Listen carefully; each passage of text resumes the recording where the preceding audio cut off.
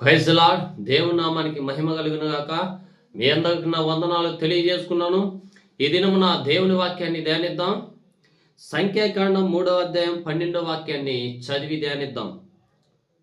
ఇశ్రాయేలీయులలో నుండి లేవీలను నా వశము చేసుకొని ఉన్నాను. ప్రతి తోలు చూలుయు నాది గనుక లేవీలు నావాగయుందురు. ఆమేన్. హల్లెలూయా.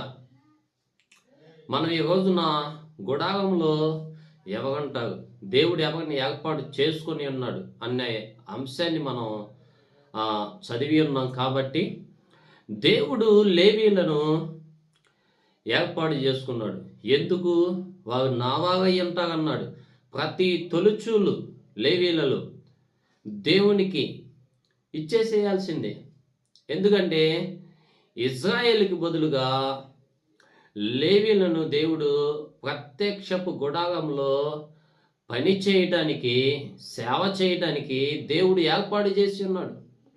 అహరోను కుటుంబాన్ని, అహరోను పిల్లలనే సంతానాన్ని యాజక ధర్మం చేయటానికి నియమించాడు, ఏర్పాటు చేసుకున్నాడు.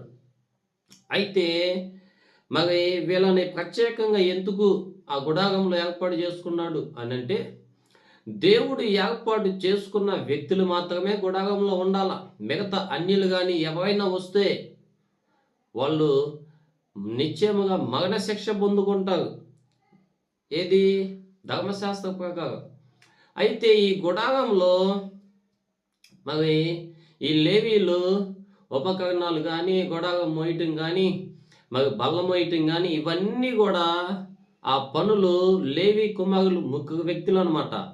అయితే వాళ్ళు ఏ పనులు చేయాలి అనేది స్పష్టంగా రాసి ఉంది. అక్కడ 3-4 అధ్యాయాలు చదువుకోండి వీలైతే మీరు. కాబట్టి దేవుడు ఏర్పాటు చేసుకోకుండా ఎవరైనా సేవ కానీ, అది గుడారంలో పని చేయటం కానీ, ఏదైనా చేస్తున్నావంటే, దేవుడు ఏర్పాటు లేకుండా నువ్వు సేవ చేస్తున్నావంటే, దేవుడు ఆ పిలుపు లేకుండా నువ్వు సేవ చేస్తున్నావంటే, అది నీ మీదకి శిక్ష తెచ్చుకుంటున్నట్టే. ఎందుకంటే లేవీలను ఏర్పాటు చేసుకున్నాడు. అహరోను సంతతి వారు యాజకత్వాన్ని, యాజక ధర్మాన్ని చేయటానికి నియమించాడు, ఏర్పాటు చేసుకున్నాడు. ఈ రోజుల్లో ఎవరు పడితే వాళ్ళు మేము సేవ చేసేస్తున్నాం అంటున్నారు. కానీ మరి దేవుడు ఏర్పాటు చేసుకున్నాడు. ఆ సమయంలో పిలిచాడు, అనేకులను పిలిచాడు.